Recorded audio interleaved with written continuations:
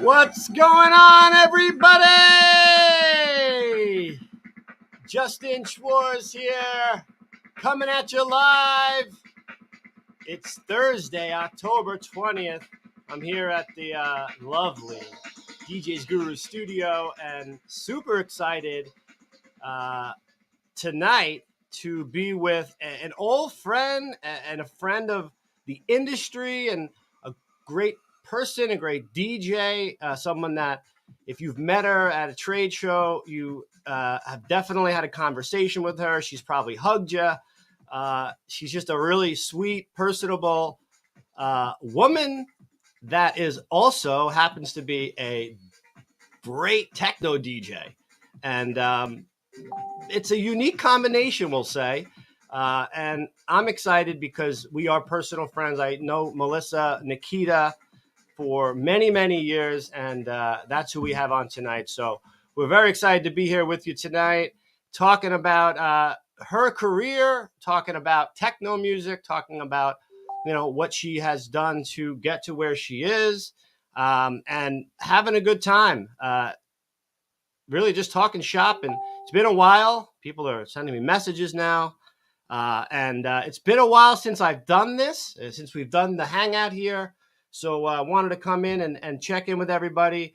We thought it'd be a great opportunity as Melissa and I are going to start to do some collaborations together to introduce her to the audience. She's going to do a great DJ set for us later. And then I'm, of course, before that, going to be asking her some questions, and she's going to be sharing some great knowledge with us on a lot of different things. So we are excited for that. Thanks, everybody, for watching. Thank you, as always, everybody, for all the support. It's been a very interesting several years, and our new company here is growing in leaps and bounds, and I'm excited to be here tonight and to be here for DJs and performers out there and our company to help them to be the best they can be and to, you know, share information and you know, let's do it all together. So without any further ado, I want to bring out Melissa, but the first thing I want to talk about is, you know, we're always trying to educate a little bit here, and it's a real simple question, right? Because this is like a word that you hear from an Eminem song, right? Nobody listens to techno, to your mother or your father when you were younger going, what is that, techno music? And it was not, you know, but that's what they just called it. And it just became like, you know, you call a tissue a Kleenex, right? It was like the brand name for electronic music. But what is it? Like, by definition, what are the characteristics, right, of techno music? And there's different forms. I don't want to get too crazy with it, but to keep it simple, what is it, right? So it's really basic techno music, in my opinion. And this is actually coming from masterclass.com, just to kind of give you some information on where I'm getting this. So characteristics of techno, they're using early synthesizers and drum machines to create the beats and the sound. So we're talking Roland TR-808, we're talking TR-909 drum machines, the Roland TR-303 bassline generator, and the Yamaha DX7 keyboard, plus the Korg XQD1 sequencer. So different from newer forms of electronic dance music, techno, by definition, when they're producing it, they're trying to use older, dirtier, more organic sounds from the early days of beat production and dance music, really. So that's the first thing. Repetitive, danceable beats, right? One of the obvious characteristics of techno is it sounds the same over and over, right? That's sometimes what people don't like about it, but that's what a lot of people do like about it. Third, compositional technique based on looping, and that kind of brings you to the same thing. So most techno songs are derived from a looping bass line and drum beat, over which a producer may add synth pads, melodies, or samples. There's also a new form called melodic techno, a lot of melodies in that, but basic techno, you're going to hear very little of that. So without any further ado, first of all, I want to say hello to, what's up, Chris? Say hello to our audience. Thank you to everyone for watching. And if you have any questions, if you have questions for me, Melissa, throughout the show, please drop them down. But without any further ado, let's bring her out. Melissa Nikita, how are you? How are you, my friend? What's going on, Justin? Everybody, what's up? First of all, thank you so much for coming on. You look great in the DJ's Guru tank top. Thank you. Yes, sporting it, very comfortable. As always. So thanks so much for coming on. Where are you coming to us from tonight, Melissa? Brooklyn, New York. You're in Brooklyn, huh? Yes. I love it. All right. So, and you're from New York originally, correct? Yep. Born and raised. If you've ever talked to Melissa, it's pretty obvious. But yes, born and raised in New York. And so I just kind of went over with the audience the characteristics of techno, and you have chosen techno as your craft of music and of your artistry, right? So I went through the characteristics of what Masterclass says, but what do you say? Like, in your definition or your opinion, what do you call techno? So techno to me is it's energy. It's just a vibe. It is. There's a lot of facets within the genre nowadays.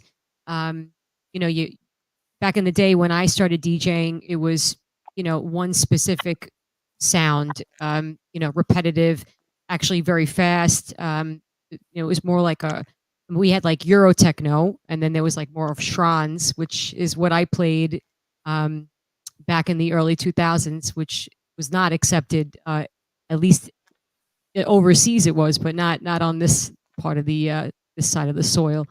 But yeah, now if you find minimal techno, like you said, melodic techno, there's big room techno, hard techno, regular techno, raw techno, driving techno. It's you have to see my the way I sort my music. My techno folder now became like 9 subfolders within one folder. It's a little crazy. I stepped away from music for about 9 years, and a Beatport and the different places where I go for music. Literally, the genres changed and some disappeared, and so I had to relearn. Okay, they're putting tribal, what I call tribal now, in Afro beats, Afro music, and okay, most of the type of progressive stuff now is really in tech house, like that I used to like. It's weird. So I totally can understand that. But anyway. Yeah, for sure. What is your favorite style of that different type of subgenre then, if we're going to talk about the subgenres? So I'm more of a driving, like I consider it a driving techno. But I definitely play for the time slot. So, if I'm playing an earlier part of the night and I'm maybe supporting somebody and not headlining, I'm not hitting people over the head at, 11 o'clock or midnight. It's, supporting the artist. So I consider it like open techno. So maybe like around, 127, 128, maybe something with a little bit more breaks involved. And then obviously if I'm headlining, definitely what I'll be doing tonight, a little bit more on the energy side. I'm not going to hit you over the head with my after hour style, which is definitely a little bit more of a raw, repetitive techno. I consider that tech. So that's something that I usually close with, for example. My show Tech Tuesdays, we went on journeys, some nights were 8-hour sets. So those were the nights you were able to go from, your open techno folder into, minimal energy driving, so on and so forth. So, but I'm definitely more of a energy driving techno, but I love to close with a nice, good tech set. I like it. All right. So it's interesting that, we had discussions and trying to figure out, all right, how can we work together? And before that, it was so obvious and organic to me because we have a personal friendship before I even realized what was going on with you as a DJ. And then all of a sudden I'm like, oh, wow. Okay. She's on the Dead on DJ advertisements now that are coming into my offices now. Like, hello, I used to hang out with her at nightclubs when I was younger, like before I was even really, doing much with it. So it's really cool at our older age, 27 now we are, right? No, I'm I officially wish. I've been 27 for 20 years. publicly I'm 29. So but we're still doing it.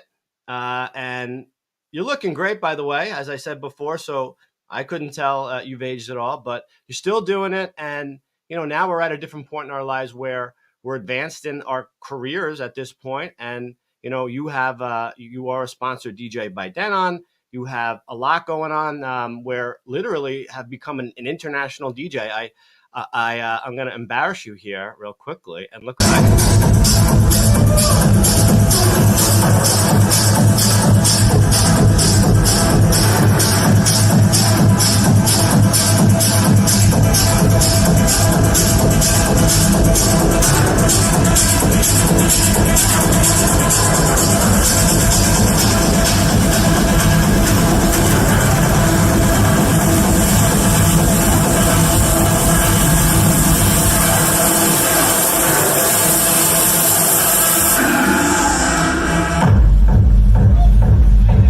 This was real, real early in the morning in Canada. I kind of wanted that not to stop there. I was like, right when it was just getting like I was ready to rock, it cut out. But so that's in Canada, right? Yeah, that was in Montreal. That looked pretty dope. So yeah, you've been all over the world now, and I mean, so as I'm starting a new company, I'm looking for great people. That's number one, right? People that I know. I'm trying to keep the circle small, and we're growing. And again, we continue to see each other at trade shows. And the last time I saw you, we just said we got to do something, right? And Yes, indeed. you have so much experience now on CDJ style and Denon DJ Prime Series decks. So we're certainly going to at some point lean on you for advice or to do something for us to really help us out, or people out there on how to really control. And I've seen you on 4 decks, so it's something that we certainly know that you are a pro at. So we definitely want that, and of course, I love seeing you in the logo, so that's always helpful as well. And just having you as a partner and someone that we can call a friend of our company is something to us that has a lot of value. So thank you, Yeah, 100%. and I'm excited to further our relationship and see what happens. So let's talk more about you. So Yeah, again, it's a long story. yeah. So I went from like seeing you at Sound Factory in New York City, and then seeing your name on message boards, and then all of a sudden there was the DJ in front of it, and you you just really shot up there really really fast, and I just I'm everyone knows I'm pretty critical, right? That's kind of what I do. So you're a very good DJ, and Thank you, Justin. talking about the DJ Expo, literally, like I know good music immediately, and I'm at the JMS booth, and I just was drawn. All of a sudden, I heard dude, and I'm like, I'll be right back, and I was just drawn to it, and all of a sudden, I'm like, holy cow! I didn't know you were on the main stage, and we showed some video on Instagram of that moment, but you had a great set, and Thank you. yeah. So you're still doing it, and you looked great on that stage, but anyway, let's go backwards now, and let's hear about the origin and tell us a little bit about your story and your path. Yeah, a lot of name drops going to happen. Do it. So my good friend from way back when, Eddie Mez, actually one of my first friends, became in the business, but he was one of my first friends in the neighborhood. Probably one of my first guy friends that my father ever allowed me to have. I think I met Eddie when I was about 12. And he lived not too far from my house. Eddie Mez, great DJ. If you got to check him out if you don't know him, Eddie Mez.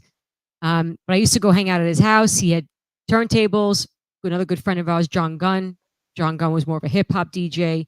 But yeah, I just grew up watching my friends DJ. And at that time, I was also already, into electronic music. I was actually more into trance music back then. I was in like an AOL chat room talking about my roots in music, which was like Pink Floyd, Led Zeppelin, and then somebody private messaged me this. I think it was Just Another Day, Skip Raiders. That was like the first track, and it was layered with Barbara's Adagio for strings, which was William Orbit's track, and it was vocal on top of a trance track. I was hooked. So now I'm hanging out with Eddie. He's a house DJ. John Gunn, hip hop DJ, and John Gunn was kind of the one that was like, "Let me teach you how to spin." So I learned pretty much how to spin music on turntables, but more hip hop and reggae. So it was more slow tempo, a little bit easier to, kind of learn how to beat match on vinyl.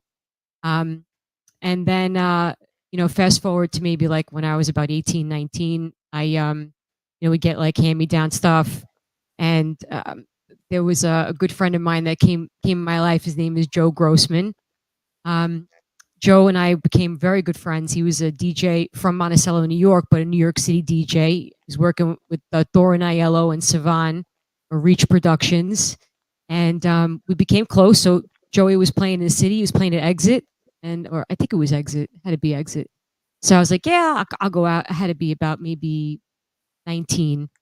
And Thorin was in the booth. We were all hanging out. And Joey knew that I was dabbling a little bit. And Joey was like, she's a DJ. And Thorin was like, yeah.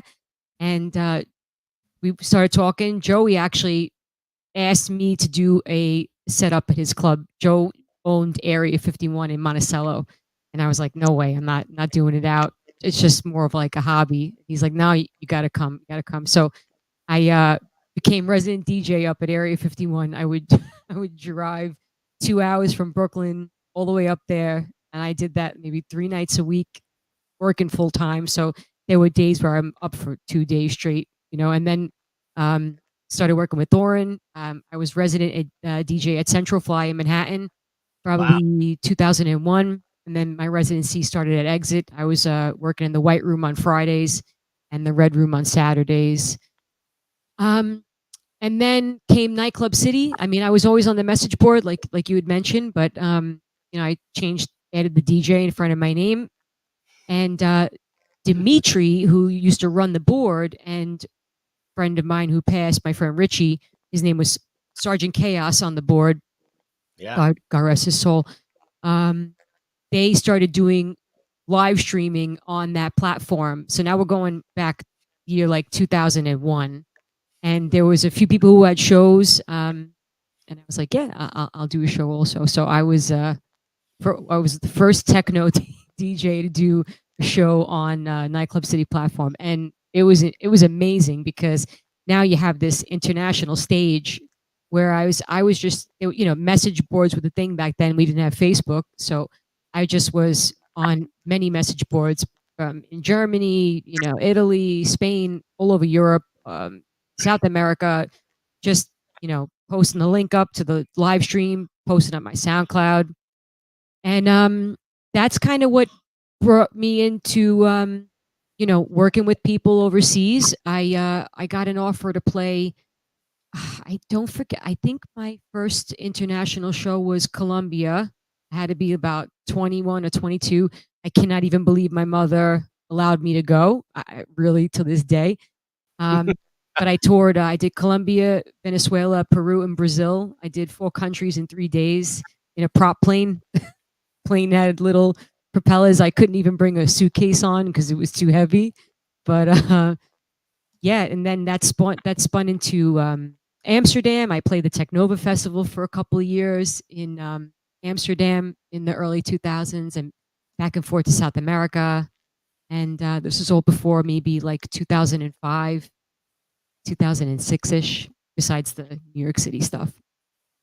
So that was like the beginnings. So I told you I was going to do this. You talked about, I don't know, was it Richie Gunn? Who was he the hip hop guy? John Gunn. Yeah, John Gunn. Gunn. John Gunn. All right. So was it just that layering of the song that you said, which I know what you're talking about exactly. And something like that happened to me. And it was just like, I want to do that. But The other thing was that I wanted to mention was people our age called it spinning because it Yeah, was record, 100%. and it's not called that anymore at all. You know, it's What's it funny. called? I don't know, but I don't hear spinning, and that was always, oh, he spins, yo, he spins. Like, so anyone older probably understands what we're talking about, because you know we all started on turntables if we're of a certain age, and it was like a Denon dual CD player with rubber buttons, and you were, you know, going like this. You know, it wasn't platters until some other stuff came out.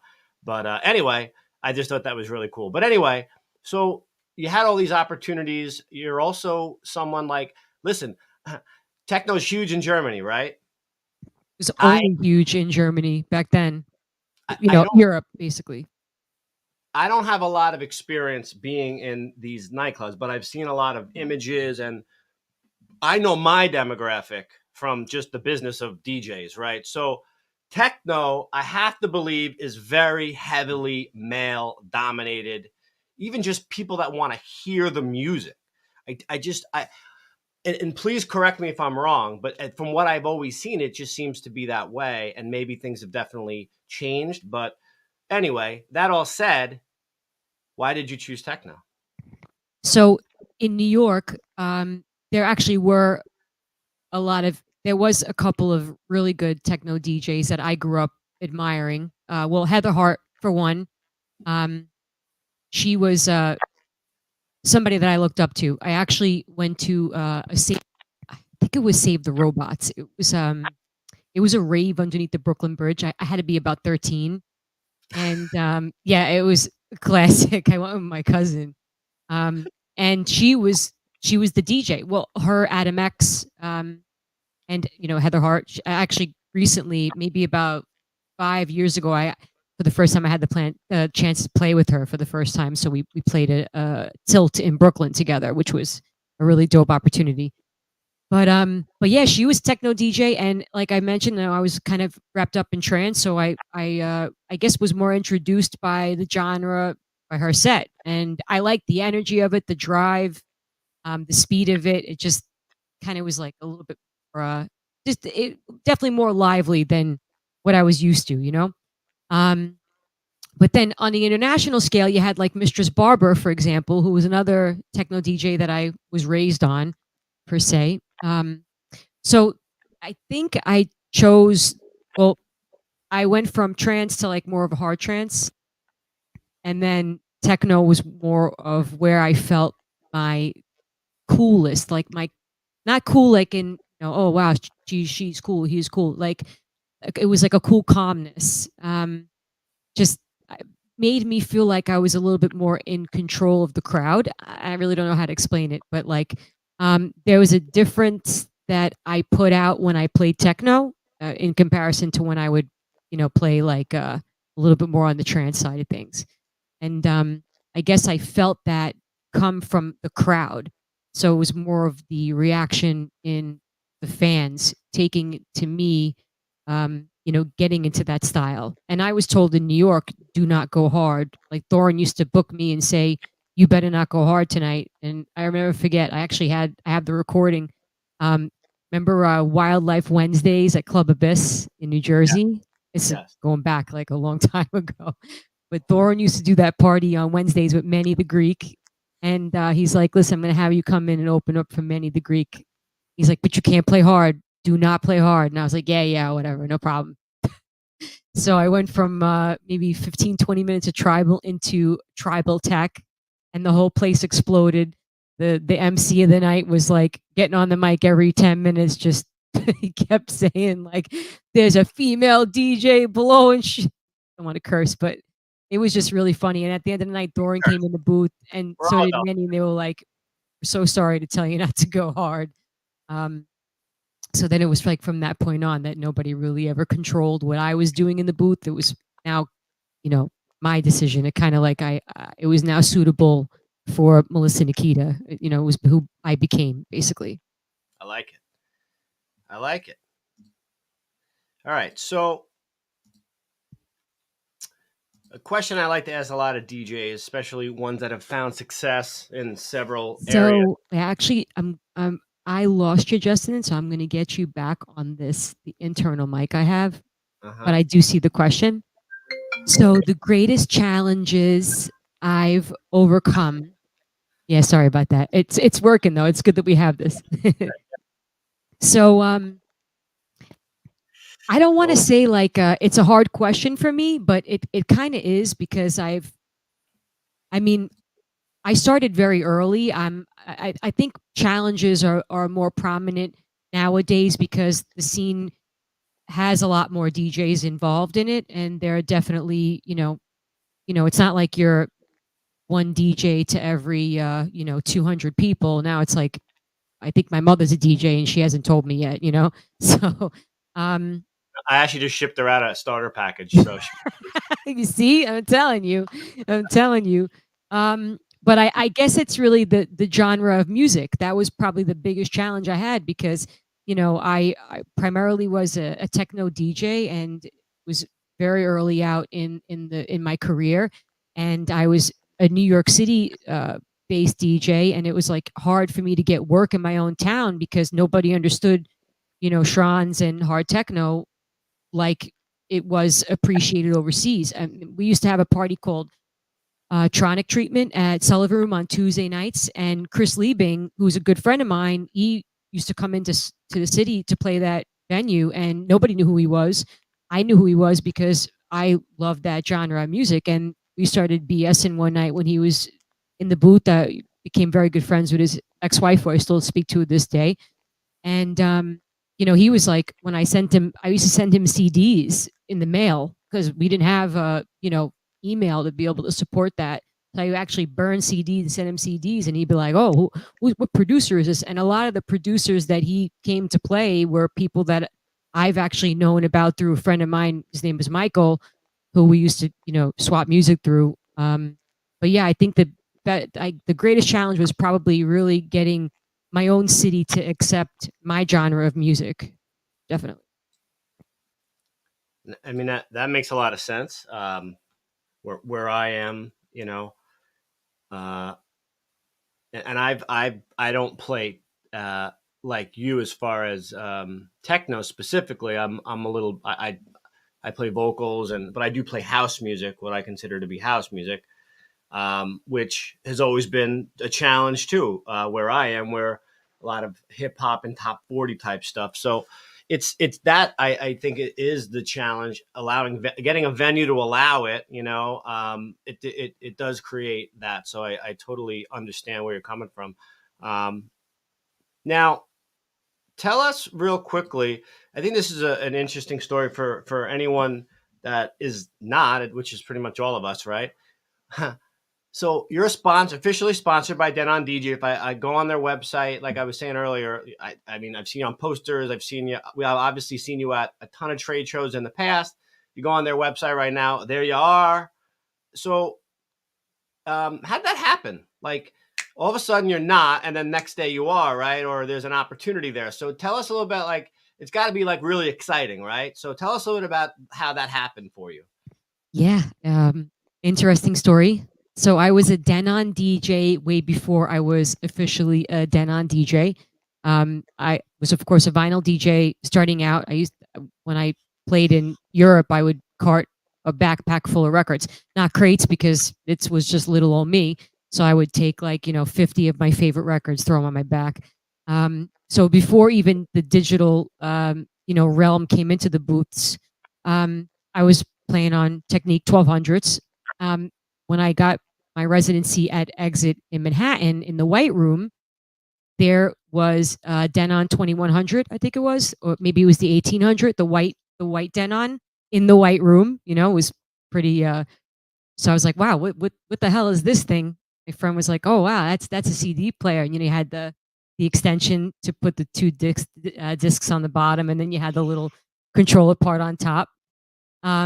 So when I went back to that, I burned some CDs and I had my own little controller, and that's what I was using in that booth. So I thought that was awesome. Now I don't have to really worry about carting all these records all over the place anymore. It could just become more compact. It was a bit of a pain in the butt for me. So um, from that time, I had a 2600.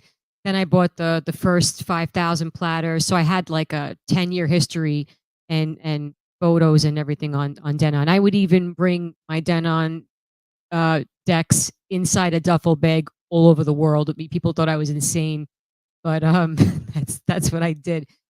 So I was working at District 36 in Manhattan. Had to be about maybe 2011, if I'm not mistaken. And I was doing a party in the basement. They had a flood upstairs actually.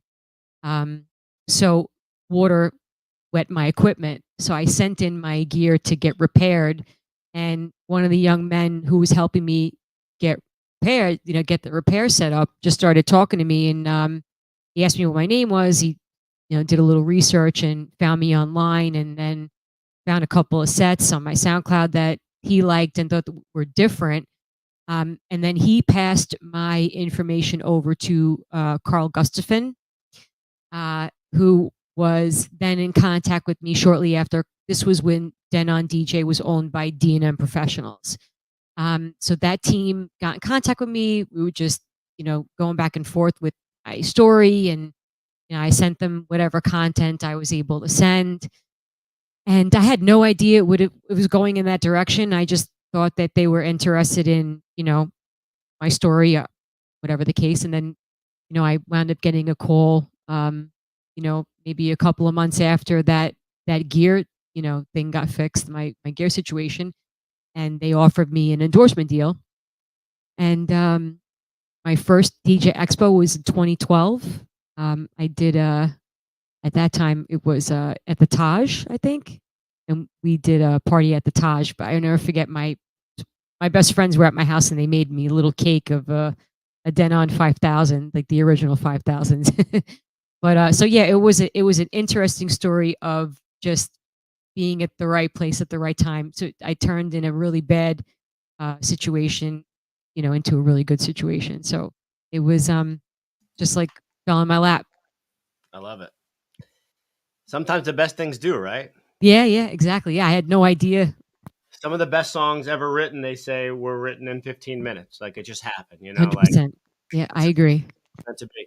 All right. So real quickly, you do like you and my man Pulse Christian, you guys might be the original live streamers that I know. I'm telling you, I mean, besides the Nightclub City Kids, like, the few shows that we had going on. 2001, holy cow. Like 2020 people were like, yo, how do we live stream? Oh my God. It's so true. I know. Years prior, like these kids some kids that were trying to live stream weren't even that old yet. It's crazy. It was like I had even like the furniture that I grew up with as a child. That was like my DJ booth. I just had my decks on top of my furniture. It's hilarious. All right, so we'll get into your Tech Tuesday show, but before we do that, what is your number one live stream tip? Just off the top of your head, if someone is already live streaming, if they haven't already live streamed and they want to, what have you found to be the number one thing that has helped you to be successful, or the number one tip you'd want to share? Get the right setup. Be connected. Have your sound connected into your computer, and do not have the sound being picked up by the internal microphone on the laptop.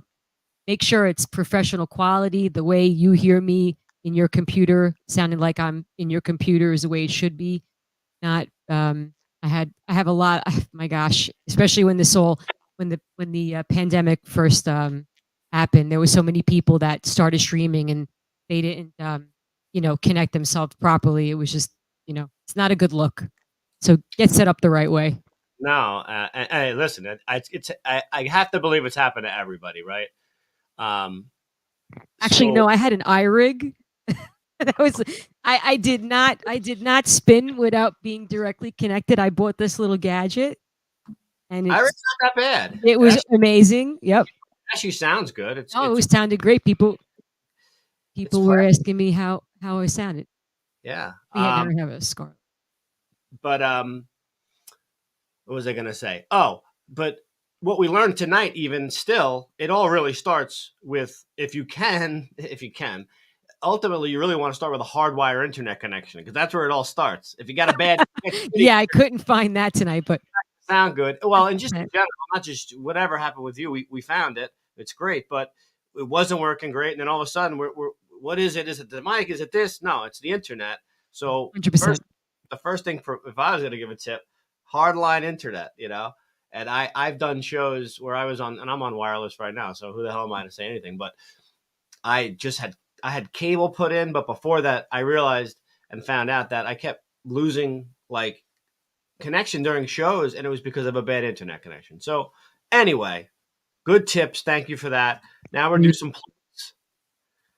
So speaking of that, this is correct here, right? On all socials, can we find you on? Where can we find you? If some of the men and women out there want to follow DJ Melissa Nikita and see what she has going on, where are we finding you, Melissa? Is it at DJ Melissa Nikita on all socials? Actually, the best thing to do is just go on Google and type DJ Melissa Nikita, and then my whole kit and caboodle comes up. All the socials, the whole kit and caboodle. Whole kit and caboodle. I love that. Best way to do it. Only because my SoundCloud, I had the SoundCloud for like 20 somewhat years, and back then I wasn't too savvy on being able to create your own, URL. So it created it for me, and it put dashes in between the names. So it's just easier. Go to Google, DJ Melissa Nikita, and you'll be able to find everything. That's good. But yeah, that is the majority handle for everything else, though. You're right. Okay. She's up there. She comes up everywhere. So, she's legit. She's legit, apes. She's legit. There's good digging involved in that one. You got like 14, 15 pages. I'm happy for you, Melissa. I love to see. Thank you, Justin. Especially friends, and I know. Congratulations, you just got married, right? Congratulations. Yes. Hi, Jason. And great guy, dude. Yeah, you brought you. I figured I could say there was no problem with that. You brought him around, and he was awesome. So congratulations on that. I saw your pictures. You looked gorgeous. So thank you. You're glowing with happiness right now. All right, so Tech Tuesdays. Talk about that. Yes. This will be our lead into a little. It sounds like it's going to be a real set. So yeah, do what you're going to do for us tonight. I'm going to hit you over the head, and then I got to go to bed. Talk about Tech Tuesdays and what has that been? Yes. So obviously we talked about how it was a live stream show 20 some odd years ago. And then when pandemic happened, I said, if there's one thing I got to do is I got to bring back Tech Tuesday. So that's what I did. I started streaming on Facebook Live and then turned into Twitch once, that sort of fell into its place. But we did like 78 weeks of Tech Tuesday. Actually, it's going to be 1 year that the show was on pause. I did a little hiatus for myself. Preparing to get married, wanted to do my own little personal thing for a little bit, focus on a couple of tracks here and there, but really just, get to know myself a little bit more with my future husband. So we did it. We ran about 70 somewhat weeks. All past Tech Tuesday shows are on my YouTube channel. 4 or 5 hour, 6 hour sets. At the beginning, they were quite long. I had a really good family overseas tuning in every week. It was like, 3, 4 in the morning. These people from Portugal, my good friends over there, tuned in. But yeah, we are bringing the show back. The show will be back in January. It'll be the first Tuesday of every month. So our first Tech Tuesday is coming back on January 10th. Just because of the New Year's holiday, I'm going to run that show a week after the holiday, but thereafter it'll be every first Tuesday of the month. And I'm bringing it back because I have a podcast on Studio Sounds Radio, which is a German-based internet radio station, but we also air on FM radio in Dusseldorf, Germany. It's on 103.7. That's been my show for about 3 years. I run that show. It's called Deep Transmissions New York. It's a 2-hour show, so I'm going to be doing Tech Tuesday live for the radio station, 103.7 FM in Germany, as well as Studio Sounds Radio. And then I also have another podcast, which is called Station 119. It's actually my address from when I grew up, 119, so Station 119. And that's 1-hour sets of DJs who I really appreciate. We have a really hot calendar coming up in January. I have Street Slang, so I'm very happy to have my buddies Dom and Scott, aka Scribbles.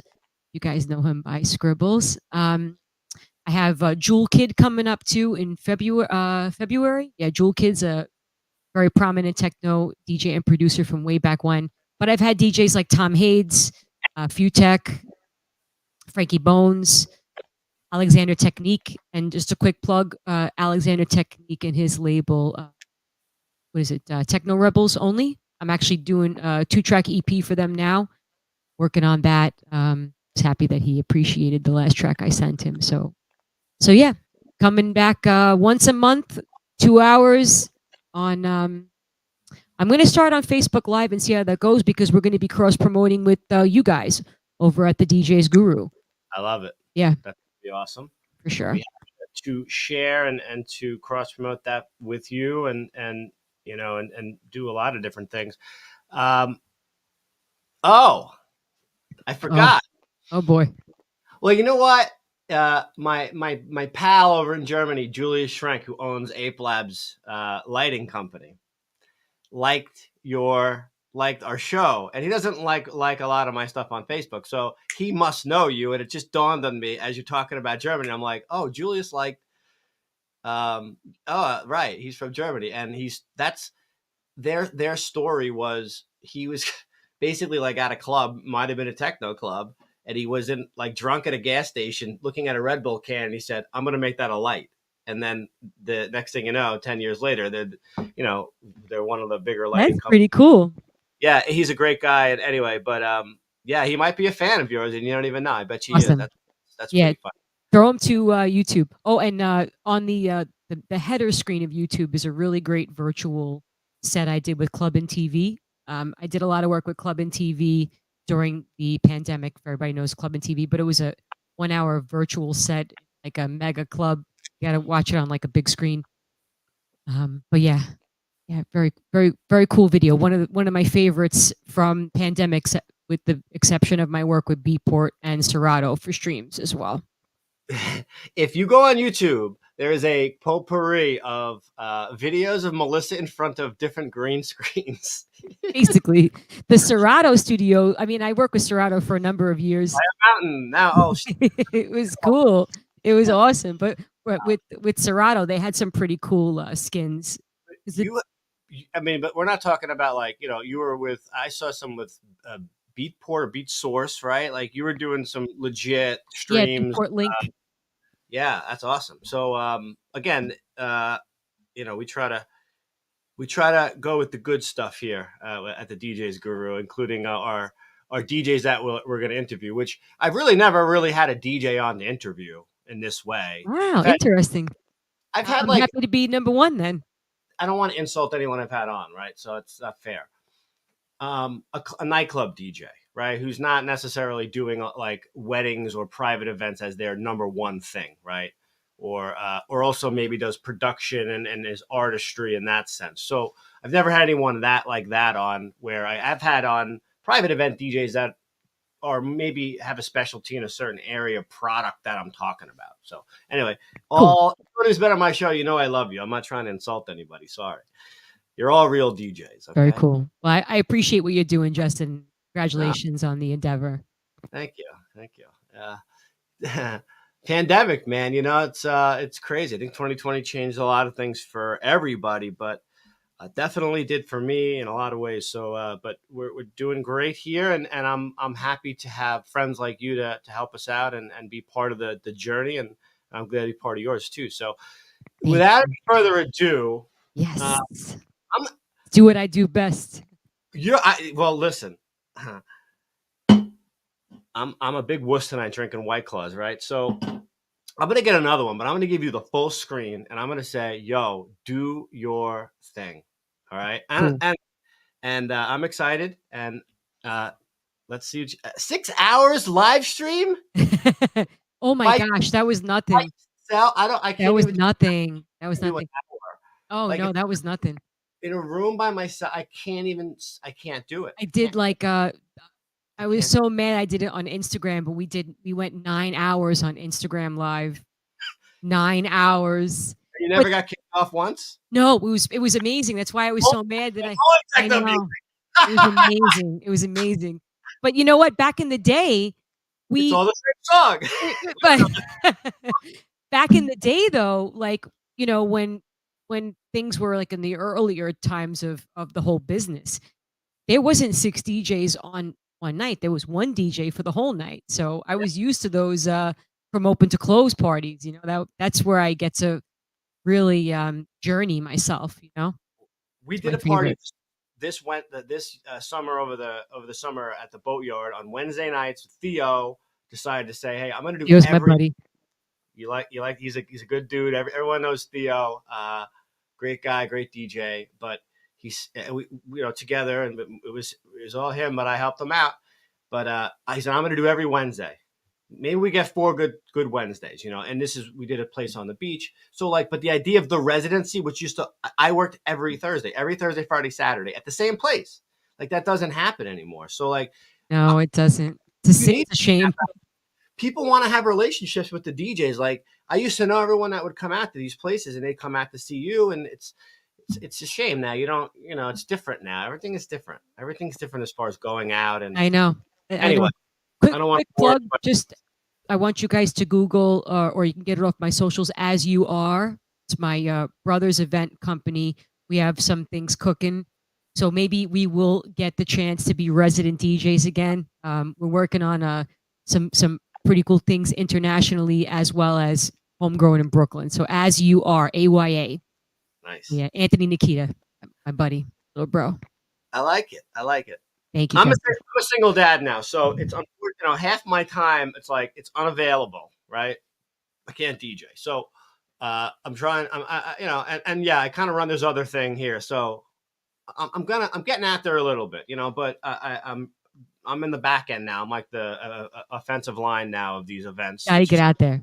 But this is Yeah, a great platform. I'm just, but Theo does his thing, and he's so good, so it's like easy. It's like I don't even have to worry about it. Sometimes it's good. You know how it is, right? I'm like, let me just open. I'll just open. It's cool. And then, and then I'll be part of the big party and I can just go drink at 12 o'clock. So Anyway, that's a good gig too, I always liked I always enjoyed opening because there was less pressure and you kind of get to play what you want. I always kind of played softer and more house, soulful stuff. So anyway, enough talk.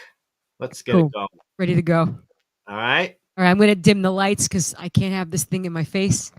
Please. It's going to get dark. All right, here we go.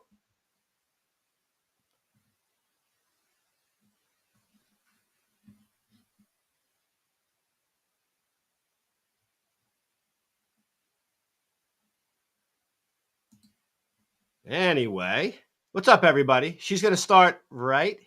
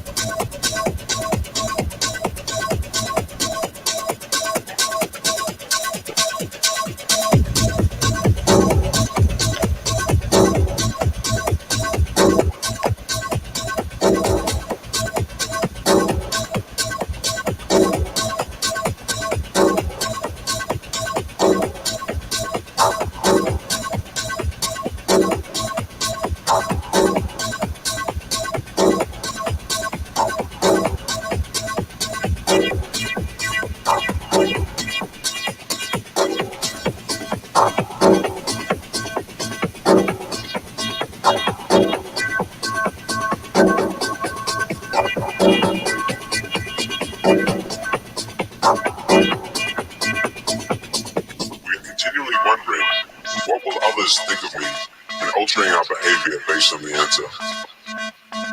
We are influenced by the people closest to us and the groups that we belong to. Define, define, define, define, define, define, define, define, define, define,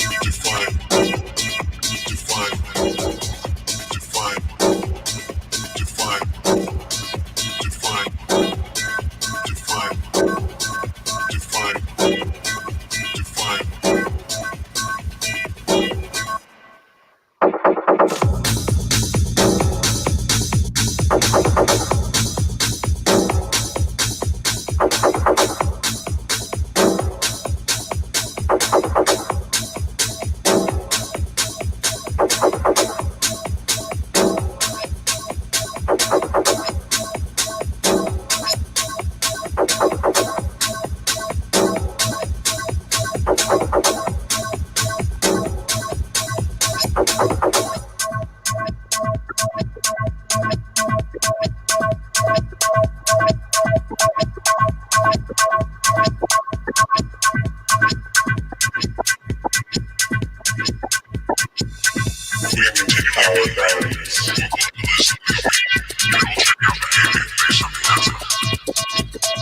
We are influenced by the people closest to us and the groups that we belong to. Define.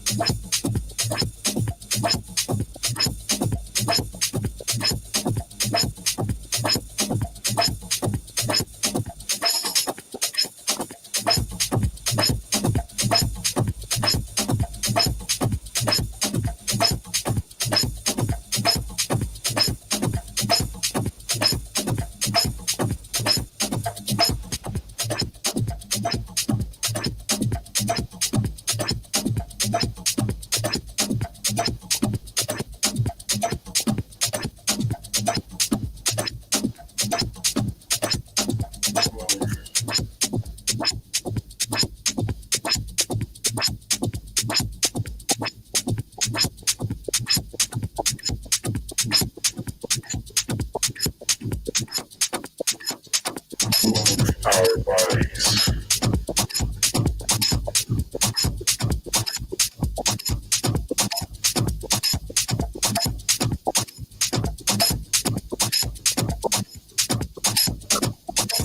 Our bodies. Our bodies.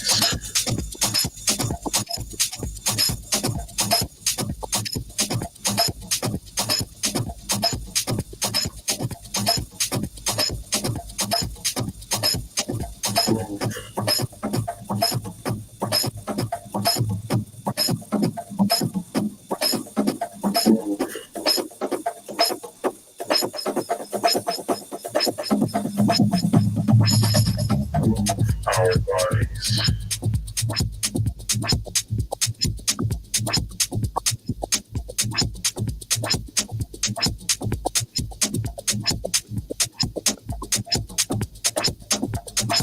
Our bodies.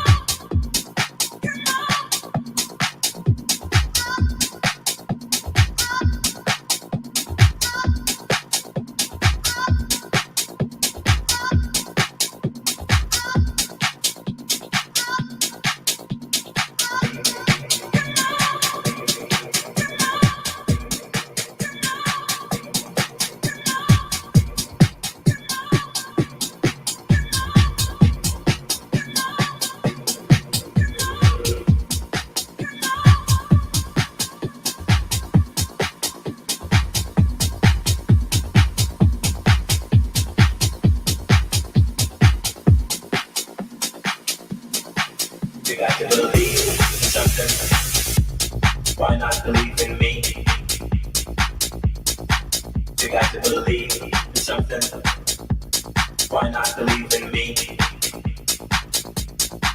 You gotta believe in something. Why not believe in me? You got to believe in something. Why not believe in me? You got to believe in something. Why not believe in me? Believe in me. You got to believe in something. Why not believe in me? Believe in me.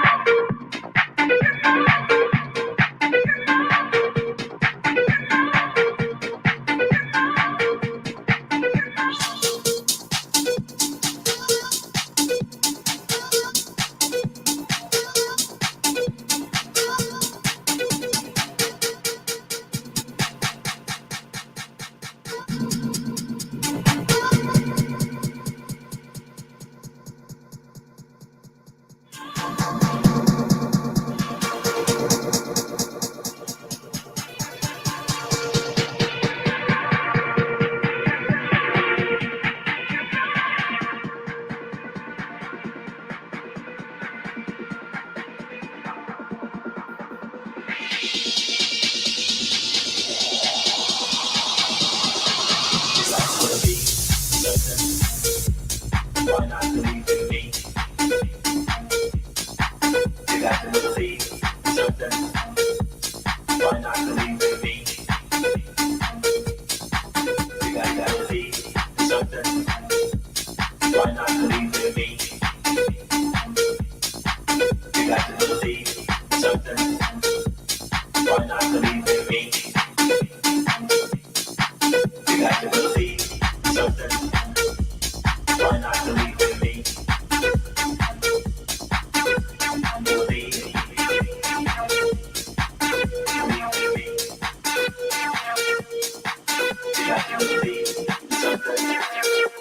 Why not believe in me?